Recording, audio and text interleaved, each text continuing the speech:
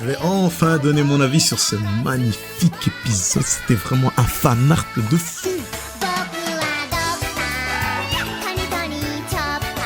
Franchement, je sais pas si vous avez vu la dinguerie émotionnellement parlant, c'était tellement beau. Cet épisode spécial nous remet dans le bain avec le quotidien et les aventures de Luffy et son équipage. Et franchement, qu'est-ce que ça fait plaisir de revoir les scènes durant la guerre de Marineford et aussi quelques scènes de l'île Sabaody.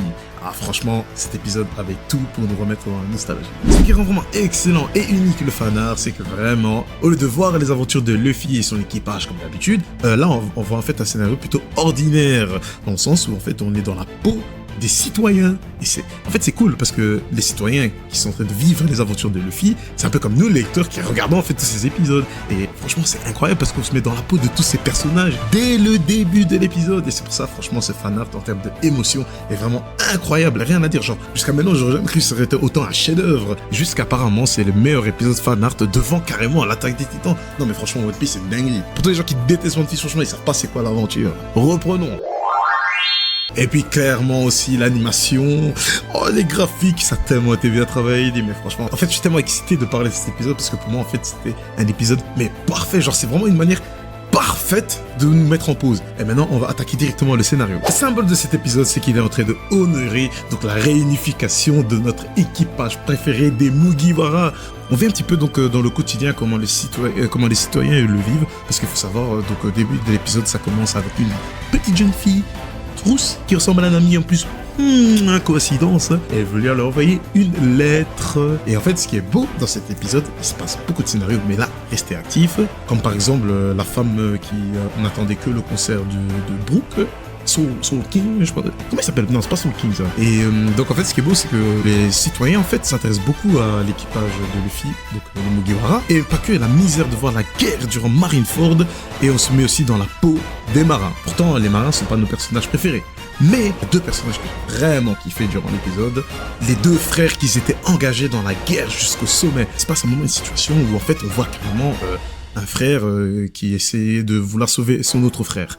Et le symbole magnifique de cet épisode, et c'est pour ça que One Piece fait toute son œuvre est riche en émotions, sérieusement, c'est que le symbole derrière c'est Ace, Luffy qui essaie de sauver Ace son frère, et le frère marin aussi qui essaie de sauver son frère également aussi. Donc ça a tout un symbole pour montrer la fraternité entre ces personnages, et ça vraiment, je trouve ça vraiment beau. Et encore, accrochez-vous, pas que, hein. Ou bien des scènes marrantes, et c'est le fait de voir ces gens ivres dans le bar, parce qu'en fait, la petite fille qui voulait chercher à envoyer la petite lettre à Nami, elle devait passer par des endroits, enfin des caps ou autres, et en fait, on voit des scénarios assez drôles et vraiment captivants durant l'épisode, et ça c'est beau pour l'auteur, c'est en fait, il y avait des personnes ivres dans un bar, en fait, qui s'amusaient à parler du meilleur sabreur. Ils étaient carrément Gold Roger, ou bien par exemple Mihawk, et à un moment, ce qui était pas mal, ils étaient en train de référencer Zoro. Mais Zoro, ils l'ont très mal passé, et il met un petit coup. Après avoir entendu ça, Zoro était dégoûté de ne pas avoir entendu qu'il était le meilleur sabreur. Bref, en fait, c'était des moments tellement incroyables, parce qu'en fait, on vit vraiment les aventures des Mugiwara, mais dans la peau des citoyens. Ou bien, par exemple, quand il faut une référence à Sanji, parce que sa prime à ce moment-là n'était pas chère, il considérait Sanji comme un des maillons faibles des Mugiwara, et Sanji, paf, lui aussi, il met un petit coup à ces gens ivres. Mais ce qui était cool aussi, c'est de voir, par exemple, le marin qui aimait bien Chopper, tout simplement. Donc, lui, son rôle, c'est de chasser les pirates, mais il ne veut pas chasser Chopper. Et ça, je trouve ça vraiment excellent. L'essentiel de l'épisode, c'est que ça a été une manière parfaite de nous mettre vraiment en pause. En plus, il y a pas mal le titre qui fait référence un petit peu à nous, les lecteurs, et regardons les épisodes, et le symbole derrière, toute cette œuvre. Enfin, en fait, One Piece, c'est juste incroyable, faut pas chercher trop loin. Genre, je veux pas faire le Matrixé de One Piece, mais là, l'épisode qu'il nous a proposé, c'est clairement une masterclass. Genre, moi, si je dois donner mon avis personnel, et je pense que vous allez tous être d'accord avec moi, l'épisode est clairement une masterclass. En tout cas, c'était vraiment un plaisir de partager et de discuter avec vous sur l'épisode. J'espère que la suite de One Piece nous réservera encore plus de mystères. En tout cas, restez actifs. Qui sait, je ferai des reviews sur les épisodes. Ciao la mif.